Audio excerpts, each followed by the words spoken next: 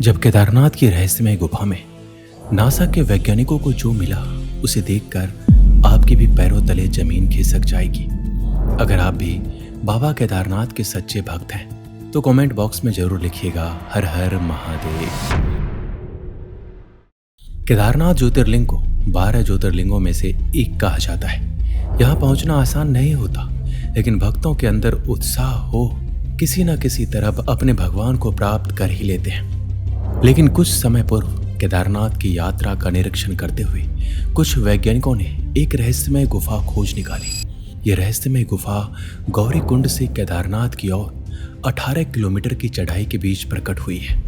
लेकिन इस गुफा के प्रकट होने का जो चमत्कार आज इस वीडियो में हम आपको सुनाने वाले हैं, उसे जानकर आपके भी होश उड़ जाएंगे। किस तरह भगवान ने एक नास्तिक वैज्ञानिक को भी अपना भक्त बना लिया और वह हमेशा हमेशा के लिए सनातन का बनकर रह गया।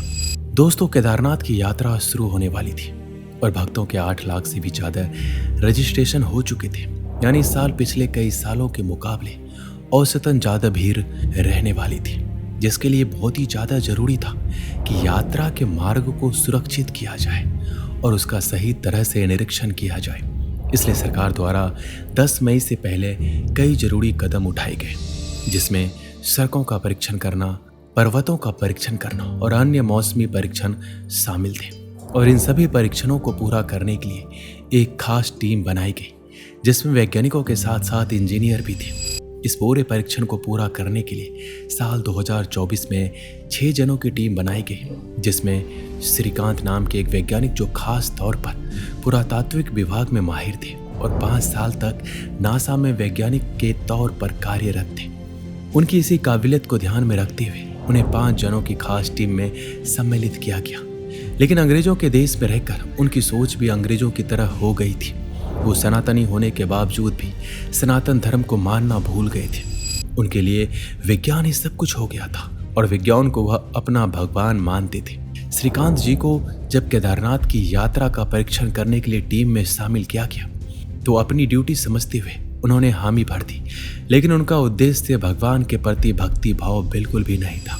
वह केवल वैज्ञानिक दृष्टि से परीक्षण करने वाले थे। इसके बाद 5 विशेषज्ञों ने गौरी कुंड से चढ़ाई शुरू की। उन्हें रास्ते में एक एक जानकारी इकट्ठा करके सभी पर परीक्षण करना था तथा रिपोर्ट तैयार करके सरकार को देनी थी। श्रीकांत जी अपनी टीम के साथ गौरी कुंड से ऊपर चढ़े और देखते ही देखते कुछ घंटे में अपना पहला पड़ाव पार कर लिया। इस बीच रास्ते में कोई भी तकलीफ नहीं थी। सभी वैज्ञानिकों ने अपना अपना काम बांट लिया और श्रीकांत जी को पहाड़ का परीक्षण करने की जिम्मेदारी मिली। वो लगातार ऊपर चढ़ाई करते जा रहे थे और पर्वतों की जांच भी कर रहे थे। लेकिन उन्हें इस बात का अंदाजा नहीं था कि आज बाबा केदारनाथ उन्हें बहुत ही बड़ा चमत्कार दिखाने वाले थे। श्रीकांत जी का उद्देश्य भगवान का दर्शन करना बिल्कुल भी नहीं था। वो लगातार अपनी ड्यूटी निभाते हुए ऊपर चढ़ते जा रहे थे। जब उन्होंने तकरीबन 10 किलोमीटर की चढ़ाई पूरी कर ली थी, तब तक उन्हें किसी भी पहाड़ में कोई भी शंका नहीं दिखाई थी। लेकिन तभी उनके कानों में अचानक से ध्वनि सुनाई देने लगी। वो ध्वनि ओम की प्रतीत हो रही थी। इसके बाद श्रीकांत जी उस आवाज का पीछा करने लगे। वह आवाज उन पहाड़ के रहस्यमय गुफा तक ले गई, जो बहुत ही ज्यादा विशाल और रहस्य से भरी लग रही थी। जब वो उस गुफा के अंदर पहुंचे तब उन्हें एक बहुत ही विराट आकार का शिवलिंग दिखाई दिया, जो भगवान केदारनाथ के स्वरूप का प्रतीत हो रहा था। और उस शिवलिंग के पास एक दिव्य साधु महाराज ध्यान अवस्था में मौजूद थे। श्रीकांत जी को यह बात समझ नहीं आ रही थी कि आखिर केदारनाथ की चढ़ाई के बीच इतनी बड़ी गुफा है तो इसके बारे में लोगों को आज तक क्यों नहीं पता चला। उन्होंने उन साधु महाराज को ध्यान अवस्था से जगा दिया और उनसे पूछने लगे कि आखिर ये गुफा यहाँ पर कितने समय से है। तब उन साधु महाराज ने ये कहा, ये गुफा तो आदिकाल से ही मौजूद है, आज तक इसे कोई देख नहीं पाया। शायद भगवान केदार स्वयं तुम्हें इस गुफा तक लेकर आए हैं। लेकिन श्रीकांत जी तो नास्तिक थे, वो भगवान को नहीं मानते थे। लेकिन अपनी सिद्धियों से वो साधु महाराज उन्हें ये बात समझा चुके थे। तब उन्होंने श्रीकांत जी को केदारनाथ का इतिहास बताया कि ये वही शिवलिंग है जो 400 सालों से बर्फ में दबा रहा। लेकिन मंदिर का बाल भी बांका नहीं हुआ। इस मंदिर को पांडवों ने बनवाया था और आदि गुरु शंकराचार्य ने इस मंदिर की स्थापना की थी।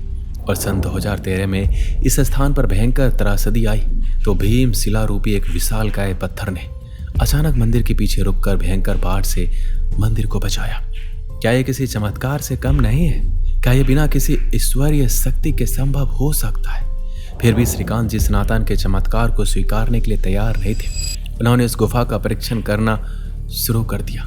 वह पुनः गुफा से बाहर आए और अपने साथियों को ढूंढने लगे और अपने चारों साथियों को इकट्ठा करके उस गुफा के पास आए तो सामने का नजारा देखकर उनके पैरों तले जमीन खिसक गई, क्योंकि वो रहस्यमय गुफा उस स्थान से गायब हो चुकी थी। तब श्रीकांत जी उस गुफा को ढूंढने लगे, क्योंकि वह विराट शिवलिंग और उन साधु महाराज को श्रीकांत जी ने अपनी आंखों से देखा था। उनके साथ सवाल जवाब किए थे, लेकिन अचानक से उस गुफा का गायब हो जाना ये बहुत ही बड़ा चमत्कार था।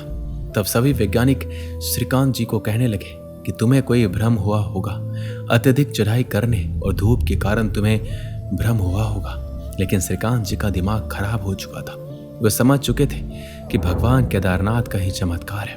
वह मुझे अपना अस्तित्व समझाना चाहते थे और उसे साधु महाराज ने कहा था कि यह गुफा हर किसी को दिखाई नहीं देता, ये केवल भगवान शिव के आदेश पर ही संभव है। वो चारों वैज्ञानिक भगवान में मानते थे, इसलिए उन्हें वह गुफा नहीं दिखाई दी। लेकिन श्रीकांत जी नास्तिक थे और उनकी नास्तिकता को दूर करने के लिए भगवान केदारनाथ ने यह चमत्कार किया।